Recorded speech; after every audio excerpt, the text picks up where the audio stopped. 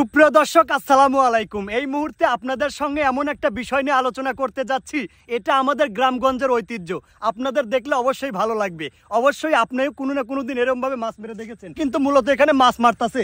একটু দেখেন কতটা প্রশান্তি থাকলে মানুষ এইভাবে রাতের বেলায় মাছ মারতে পারে। এই যে দেখেন, চাপ মারার সঙ্গে সঙ্গে সে কিন্তু সফল। এই যে একটু দেখেন মামা, আচ্ছা আপনি কি মাছটা পেয়ে গেলেন? আসলেই হ্যাঁ, চিন্তা করতে পারেন আপনি কতটা সুবিধা থাকলে মানুষ এইভাবে রাতের বেলায় মাছ মারতে পারে। আচ্ছা, মাছটা মেরে আপনার অনুভূতিটা কেমন? খুবই খুশি হয়েছে। চিন্তা করতে পারেন, এই টাকি মাছটা মেরে আপনি একটু মাছটা একটু দেখানোর চেষ্টা করেন আমার ক্যামেরাতে।